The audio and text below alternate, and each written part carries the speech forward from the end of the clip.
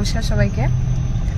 বহুদিন পর Facebook live, তার কারণ আপনারা দেখেছেন কিছুক্ষণ আগে আমি আপলোড করেছি আমার পিএইচডি সাবমিশন ইত্যাদি ইত্যাদি। একটু কাজে ব্যস্ত ছিলাম এবং অনেক কিছুই হয়েছে বিগত দিনে।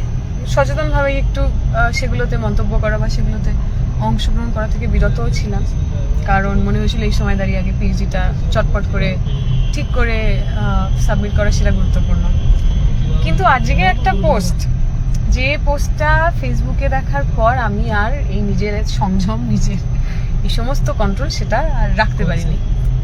আমাদের এই মুহূর্তে পশ্চিমবঙ্গের সবচেয়ে বড় বাঙালি যিনি, সবচেয়ে বড় বাঙালির ভাষা আন্দোলনকারী যিনি, সবচেয়ে বড় প্রায় ভাষার শহীদের কাছাকাছি পৌঁছে গেছেন যে তিনি, তরুণজ্যোতি তিওয়ারি, যিনি একেবারেই বাংলার ভূমিপুত্র, বাংলার লোক, তিনি একটা খুব মজার পোস্ট করেছেন।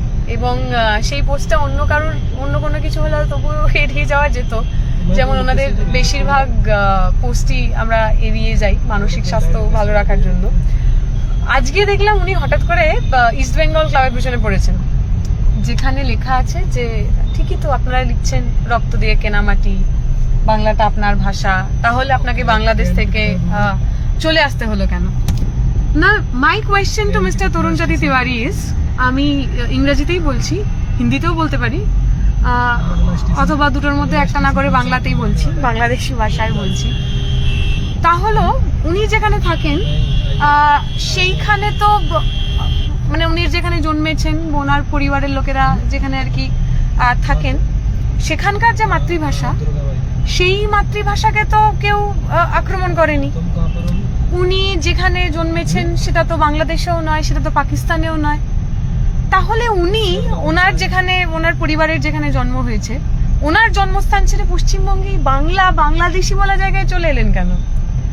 আমরা বুঝতে পারলাম বাংলাদেশ, ওপার বাংলা থেকে মানুষ, বাংলাদেশ থেকে মানুষ, পূর্ব পাকিস্তান থেকে মানুষ। সেই সময় ধর্মের ভিত্তিতে দুটো একটা দেশ তৈরি হয়েছে, পাকিস্তান তৈরি হয়েছে, সেখানে কমিউনাল রাইট হয়েছে, সাম্প্রদায়িক দাঙ্গা হয়েছে, মানুষ প্রাণ ভয়ে তার বাড়ি ছেড়ে চলে এসছেন, বোঝা গেল, ওকে, আন্ডারস্টুড।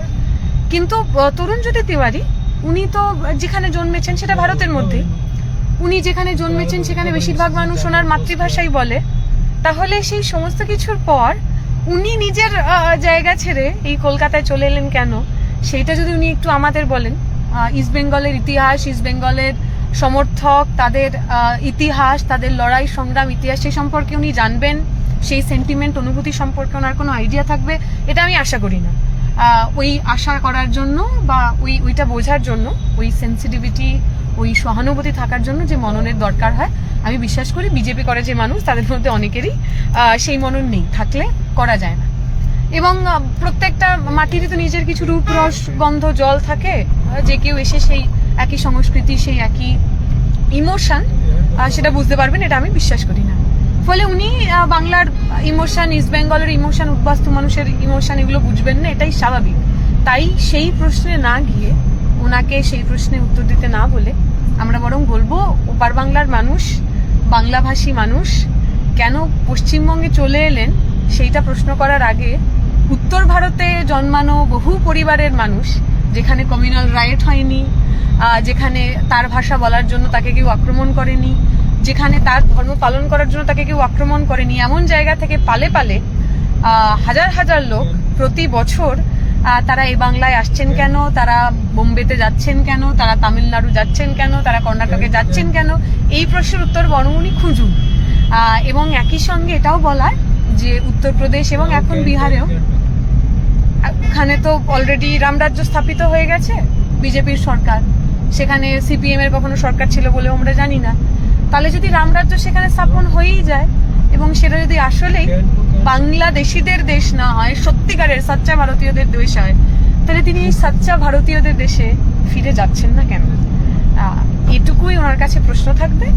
পশ্চিমবঙ্গের মানুষ, উদ্বাস্তু মানুষ, বাঙাল ভাষা বলা মানুষ, ওনারা যে ভাষা, ওনাদের দলের নেতা অমিত মালব্য যা বলেছেন যে বাংলা ভাষা মানেই নাকি আসলে বাংলাদেশি ভাষা, আমি বলবো তরুণজ্যোতি তিওয়ারিকে ওই অমিত মালব্যকে সঙ্গে নিয়ে ক্লাস 5-এর যে বাংলা ব্যাকরণ আছে সেটা যেন একটু পড়েন, বাংলার যতগুলো উপভাষা তাতে বঙ্গালী উপভাষা কোনটা সেটা যেন বোঝেন, বঙ্গালী উপভাষার কথাবার্তার শব্দ, সেই শব্দ তার চয়ন, তার যে আঙ্গিক, তার যে টোন, সেগুলো কি সেগুলো যেন উনি একটু বোঝেন, এবং বেশি না বুঝে কম বুঝে বেশি কথা বলার, বাঙালির সম্পর্কে, বাংলার ঐতিহ্য সম্পর্কে, বাংলার সংস্কৃতির সম্পর্কে ওনাদের যে এই যে প্র্যাকটিস, এই প্র্যাকটিসটা বন্ধ করুন।